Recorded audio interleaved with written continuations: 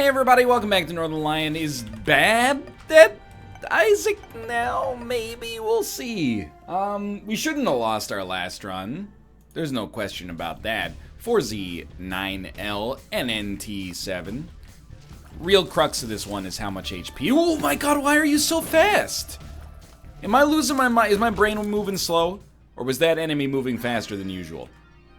You know, whenever you lose a streak, it's a lot like when Wayne Gretzky retired, or, you know, Princess Diana met her terrible fate. It's a tragic moment. It's like when the second Matrix movie came out and the reviews came in. You just say, how could something like this happen? I don't understand.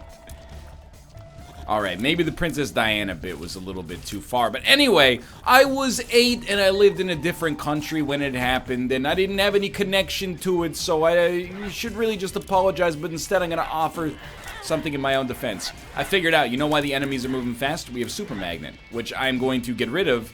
Because there's just like no reason to ever use this. And it's bad and I hate it. But, you know what I don't hate is 2020. But what I was going to say is it always gives us a chance to reflect, you know, to come back and be like, what can we do better? What could we do worse? You know what we could be worse at? Losing. You know what we could be better at? Not losing. Exactly. Oh, it's just a sad story right there. Now that shot was too fast. I think I'm moving in like brain slow motion. I did have a carb-heavy lunch yesterday, so there's a chance that that might be leading me down a path of brain sluggishness. I have no idea. The 7 Deadly Sins and the book thereof. I don't like Kidney Bean any more than the next guy. But I think we gotta take it here. What do we look? I mean, it says something. Oh my god, you just walked into the fire. Are you okay? It says something that, like, the best outcome from Book of Sin that isn't a Spirit Heart is a battery charge so you can play Book of Sin again and maybe get a Spirit Heart. I think I just like pressing the space bar. That's what draws me to that item. Speaking of enjoying pressing the space bar, we're gonna do that slightly more frequently as a result of the fact that we've taken a spacebar item that has a faster charge. How do you feel about that, mathematics? Those mathematics? I gotta speak to my friends from the UK here. And I don't have any friends from the UK, except for Indie Mouse. Indie Mouse is from Australia. I know what I said, okay? Don't correct me. What's going on? And feel free to, you know, reflect it back in North America. Because I think I actually agree with you. Why is it called Maths? Now I understand. I'm gonna do a little Steelman argument here. I kind of want to say it as Ricky Gervais. Oh, I understand it. Oh, does it offend you, yeah? Not a good Ricky Gervais impression. We're Dark Judas again, very scary. But it is called mathematics. I get you on that one. At the same time, the expression maths class is just like impossible for a native English speaker to say and have it be coherent. You have a built-in advantage because you've been hearing people say it your whole life, but the rest of the world, whenever you say it, they all chuckle to themselves and they go, oh, there go our former colonial overlords again, being silly with that maths business. Aluminium, I'll give you. It offends me, yeah, because I used to think that, I mean, in North America we say aluminum, okay? Well, to be honest with you, most people say tin, even though it's aluminum, but this might be because I exclusively hang out with people who were born around the era of the Great Depression. Regardless, I used to laugh about it. I'd be, oh, Gordon Ramsay, when he's in the UK, he says aluminium. What's up with that? And then someone was like, hey, bruv, look at the way that the word is spelled, and then get back to me. And I looked at it, and the periodic table has been lying to me my whole life. There's a sneaky little I in there. It is aluminium. It's not aluminum. It's aluminium. Now, bologna and bologna, I'll give it to you, okay? You know why? Because bologna might be the way it should be pronounced, but bologna is a joke food, so it deserves a jokey sounding name. You may like it, that's fine. I just want you to admit that it's a comedic food. It comes in a big log, nobody knows what it's made of, and its name is bologna. So, I'm sorry to tell you, that's as much of a joke food as, like, spray cheese. What did the photographer want on his Philly cheesesteak? You know what? It's 2018. Let's be more forward thinking. What did the photographer want on her Philly cheesesteak? Spray cheese! This, you know, I'm trying. I'm genuinely doing my best. Which is a sad thought. That went really well, actually. The 2 spirit hearts are very lovely. I mean, damage-wise, look at this. 10 rate of fire, 12.38 damage. It's better than we ever got in our last run. It's better than we deserved to be this early on as well. Feels like a second secret room. Ooh, Barracuda. You ever think about, like... Feels like I'm walking on the Oh, that was like a weird sound sample. I was like, that. He was like inside my brain. Where do jokes come from?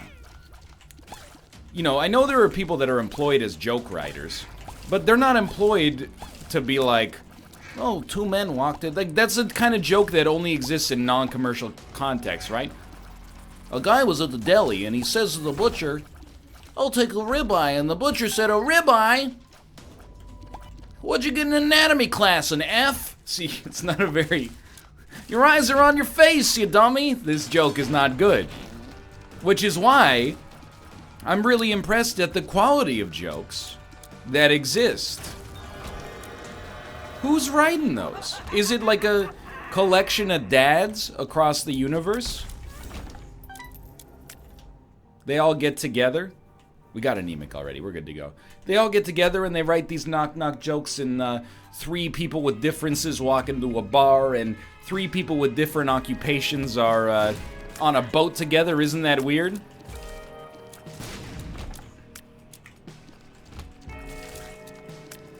Because, like, when stand-up comedians write jokes... Ooh, tear to lay down? Yes. It's always like, so I was talking to my wife the other day. She turns to me and she says, honey, where's the TiVo? And I said, that's not a TiVo, that's... Wait a minute, this joke doesn't work. It's always got that setup like, this is a real thing that happened. The context of, like, every other joke is like, this is a thing that definitely never existed. Who's commissioning these? Like, Reader's Digest? I don't understand. Ace of clubs. I gotta know where these jokes come from. Is there, like, an international joke submission line? I really feel like the concept of a joke like that is straight out of, like, the 1940s. Yeah, I don't like when people say, hey, I got a joke for you in real life. I know it's... I mean, I feel like as a kid it happened all the time. As an adult, I very rarely have somebody come up to me in this day and age and say, hey, I got a joke for you. Usually I'm the one saying it, which is very telling. Not that I'm funny, it's telling that I'm forcing my humor on other people. But I don't like when people say I got a joke for you. The reason I don't like it is because you're forced to laugh. And I really feel like, you know, I'm an easy guy to make laugh. I don't go into most jokes with the indication or the expectation that I'm not gonna find it funny. I'm an easy target. If you want me to laugh, and your joke even has a semblance of humor associated with it, I will laugh. The only jokes I'm resistant to laughing at are puns that have no actual punchline, and that's not meant to be a pun in and of itself, but it's better than most puns I hear. You know, what's a mushroom's title at a party? A fun guy. Oh my god, I've become Ray Sipe. That's like, you wrote the whole joke yourself. There's no, like, context, there's no setup, it's just like, I thought of this word that makes sense. When 2 words are mashed together, it's mildly humorous. But it's not a laugh of, like, that's funny, it's a laugh of, like, I see what you did there. Those are the only jokes I'm resistant to. Apart from that, you could... If you were in public and you just let out, like, a big fart, I would probably first say, oh my god, and then I would just I would laugh and I would laugh and I would laugh. That's my expectation, at least. Hey, don't die on this run. Okay, we're not gonna die immediately, at least. The run looks so good, is the thing. Just a little dangerous. I really do, I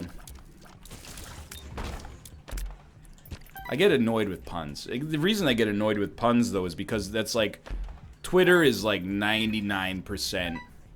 Hey, what if there was a restaurant about eggs and it was called, okay, see, like, it's hard to come up with on the fly. What if a Batman villain ran a breakfast place in downtown Manhattan? He could call it Eggs Benedict. And then I'm like, 13,000 retweets. If you want to get 13,000 retweets, you at least got to throw in like a little Bane impression, like, "Gotta get your eggs sunny side up." It's not funny, but at least it adds a little bit of multimedia to it. I think it's because I grew up with people that thought puns were the greatest form of humor. They would say things like, you know, Shakespeare thought puns were the highest form of comedy. Yeah, well, Shakespeare thought germs were caused, or diseases were caused by being a bad person. So, only one disease is caused by being a bad person, and it's called herpes. Now, that's a joke that pretty much feels like I stole it straight out of Deadpool, but I'm very ashamed to admit to you that that's an original. Grab this. Put this down here. And, gotta admit, it's not Cricket's head, which is what I was looking for. Ooh. Why not? At this point, I love the run right after a loss because anything goes. You know, it's like a 50-something in the 6 months after their divorce. They could do anything, more or less, and you'd be like, yeah, he's working through some stuff right now. He died with Judas's shadow on the last run. And Brimstone. Oh, I didn't realize. That's a tragic story. I sleep in a race car, Homer. Do you sleep in a race car? Well, I sleep in a big bed with my wife. You know the form of comedy that is most maligned, that I actually really like, are impressions. And there's no intellectual reason why I could tell you that impressions are better than puns. They're both pretty stupid. The punchline with every impression, most of the time, is just, hey, I recognize that voice. It's coming out of a face that does not look like the face the voice normally comes out of. But for some reason, I gotta admit, they get me every time. Well, almost every time. Because there's this one comedian named Jay Farrow. Yeah, his name's James. You've never heard of him? So James, he does all these impressions. Like, he does them all the time, but every time he gets invited to a media appearance, he has to do the same impressions. And I'm like, dude, that sucks. It's not his fault. Like, I'd be milking the impressions too. If I had a single good impression, I'll be doing it all the time, wouldn't I, Master Wayne? So yeah, don't even have that one anymore. But I just feel bad, and I'm like, you know, the first time I was like, he does sound like Jay Leno. And then the 15th time I was like, yeah, I know. He sounds like Jay Leno. I feel like that's, you get yourself shoehorned into this gig if you do impressions where, like, you only speak, and this would be a sick job, by the way. I would be down for this, but you don't get invited to, like, Just for Laughs Comedy Festival. Instead, it's like, hey, Hewlett-Packard called, and they want you to do 15 minutes at their annual shareholders meeting. Here's my impression of Mark Zuckerberg. I plead the fifth. That kills! At HPCon every year. It crushes. You wouldn't understand. Because they're tech-savvy guys and girls. They're into that sort of humor. You know, learned stuff, like puns. Mark Zuckerberg? More like Mark sell my zip code-derberg.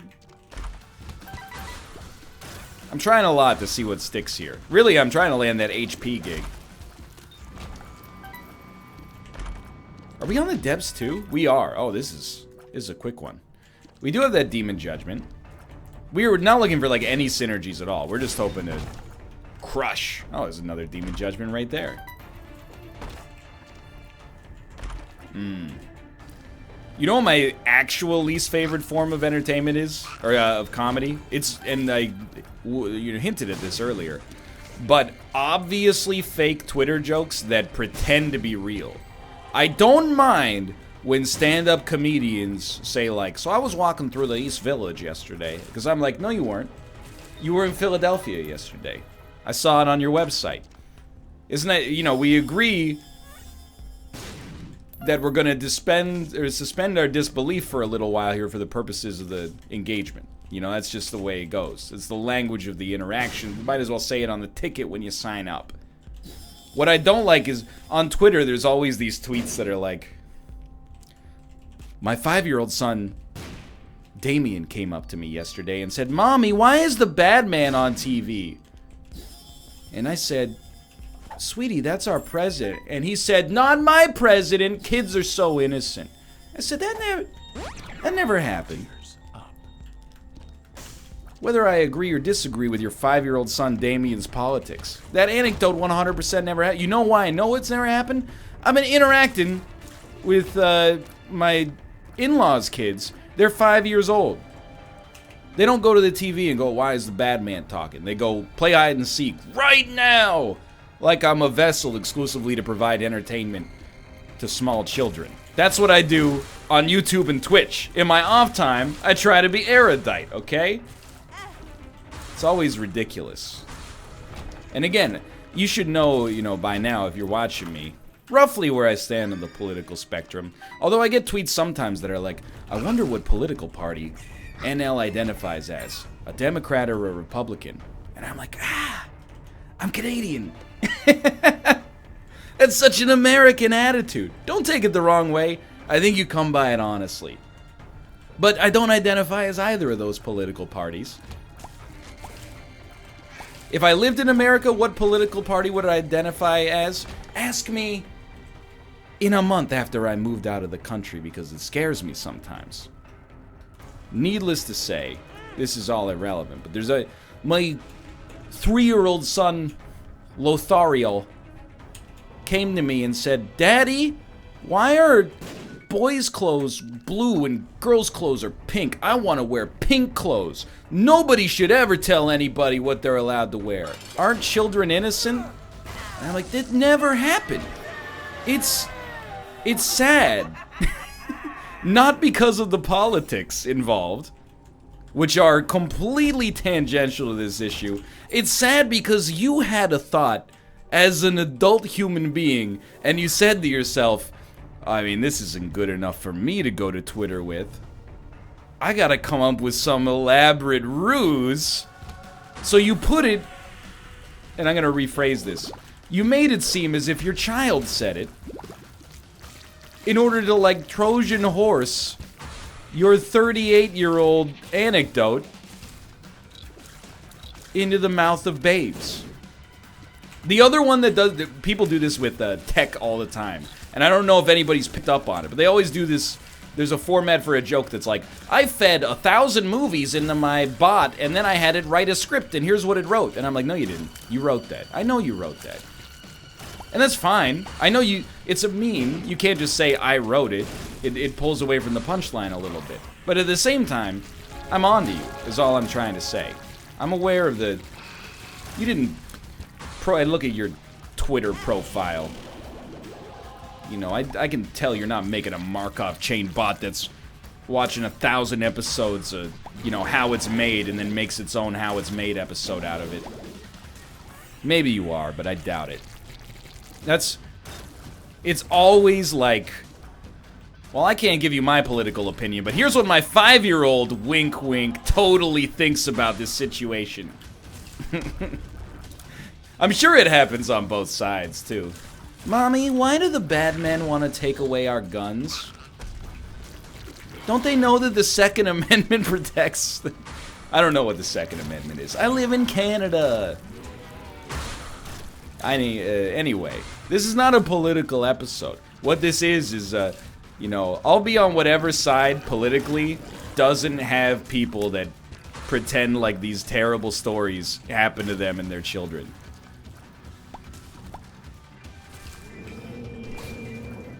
And they always do like, you know, kids are so innocent. Yeah, but like, no. Kids have no moral compass whatsoever. I've watched my niece steal food from her 2-year-old sister. There's more than enough food in the house. Both of her parents are doctors. There's nobody starving to death, but at the same time, she did it just to make her sad. Doesn't make her a sociopath, it makes her 4 years old. Not everything a child does is pure just because they're a child. But anyway, I digress. It's been another Twitter episode. Episode. It's been another Twitter episode. Can't wait for the Twitter episode. Gerd, I love it when the Urzik episodes are Twitter episodes. You get the idea. I'm slowly losing my mind. Now, what do you got for me? This is actually the easiest win in Isaac history. I should not be giving you these. I just can't help myself. What do you got for me? It's the fastest boss fight I've seen in quite some time. I would like to glean some HP from this fight. You'll by the way, it's only because I've spent so much time on that website that I'm able to identify all this garbage as soon as possible. If you enjoy those tweets, and I see that hundreds of thousands of people retweet them on a regular basis, by all means, continue to enjoy the tweets. Don't let me rain on your parade. As long as you recognize that the story didn't happen, that's the only thing I care about, okay?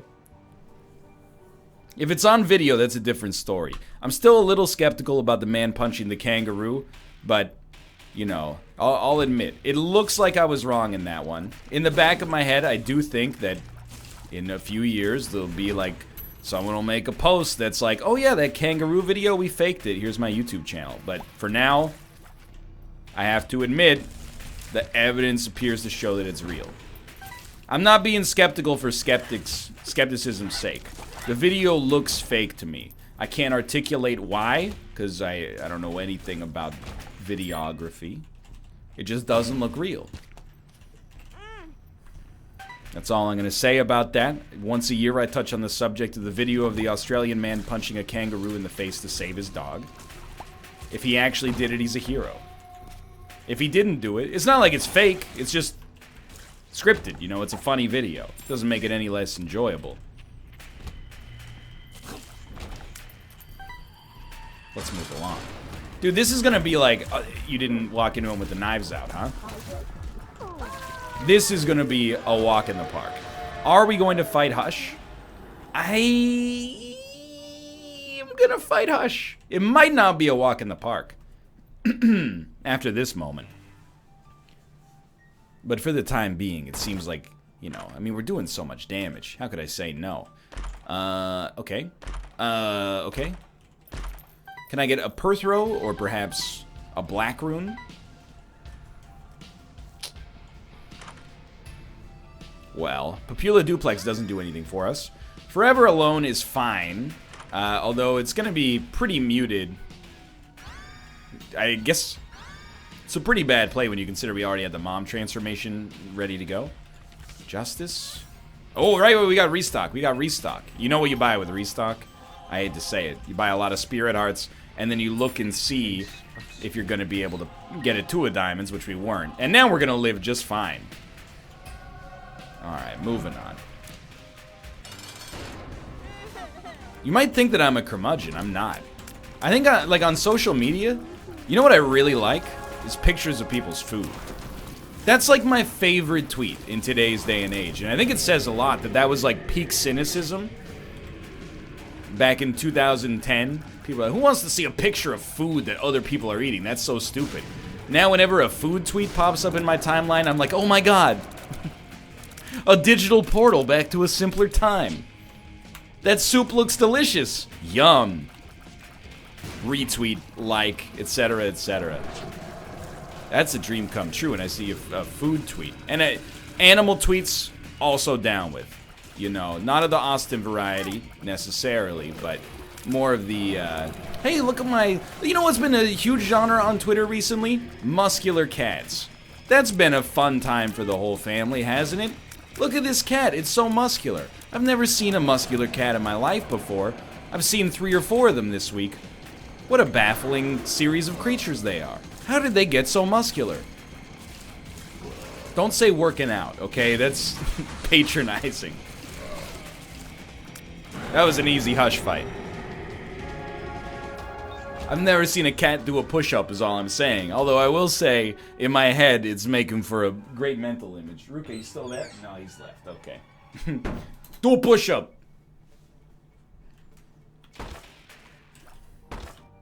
I had a weird moment. I just got back from getting some lunch. And when I was coming back into my building, this is actually a true story. You should never believe it because it starts like a stand-up comedy bit. As I was coming back into the building, you know, we got a heavy door, and so I like buzzed myself into the building, and I recognized the guy behind me. So I held the door open for him, and he had his dog with him. He said, "Oh, thanks." And then he let the door close, but the door kind of closed on his dog's tail, which I'm not assuming he did it maliciously. I've stepped on my cat's tails or paws before accidentally, and it always makes you feel like a terrible person. But the dog went like, "Arr," and then he went, "Oh, sorry." And he petted his dog, and then we rode the elevator up together. And it was like being with a couple that had just had a very public argument. Like, I was like, they're gonna have it out when they get home. Once I'm out of this elevator, that dog's gonna be like, you know, that was really insensitive what you did back there. I just think it's funny that you don't even, like, care about me enough to not close the door on my tail. But in the elevator, they were just like, it was a weird moment. I think that dude might be married to his dog, is really what I'm trying to say. I like the idea of an angry dog spouse. I'm trying to come up with more bits that are funny and yet as inoffensive as possible. Look, you come back from a hard day at work, the dog's like, "Hey, did you get me anything?" That's what a real pet is like, you know? When we leave our cats alone for any length of time, we come back, they're like, "Hey, we're happy to see you. By the way, you owe us one. What kind of dried fish did you get us?" And I'm like, "I didn't get you any dried fish." And they're like, "Okay, guess I won't speak to you for the rest of the day." I had the hardest job of sitting here and sleeping and pooping in a robot litter box that cleans itself for me, but I guess that's not worthy of getting dried fish. You were out flying to a relative's funeral, having the time of your life. Didn't even stop to think about me. Give me some dried fish. I see how it is. You can't explain this stuff to cats. Cats be shopping. Am I right? Am I right, fellas? What do you got for me? Ooh. We got some stuff. We are going to Forget Me Now. I don't know how this is going to go. It's either going to be NL's on fire this episode or what happened. NL's gone off the friggin' rails.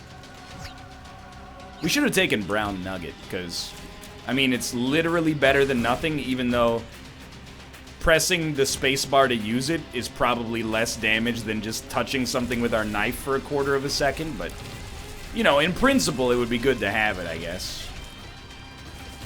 It's probably good to be in the habit, at least.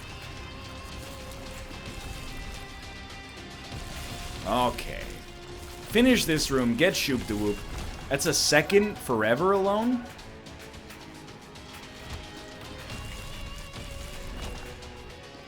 I'm neither complaining nor being happy about it, because it's basically completely meaningless.